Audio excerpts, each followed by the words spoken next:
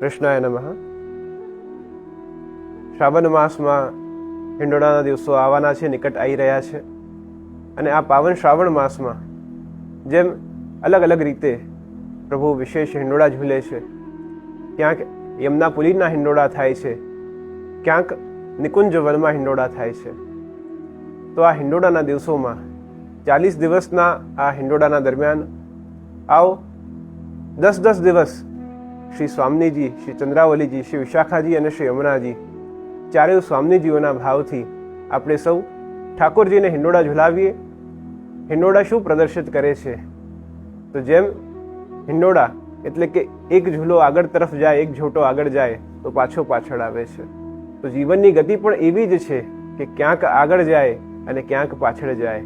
તો આ જીવન જ્યાં ઊંચ નીચ છે, જ્યાં આગળ પાછળ છે, અને એવા જીવનમાં આપણે પ્રભુ ભક્તિ આ કલિકાલમાં ટેકાવી ઘણી દુર્લભ છે.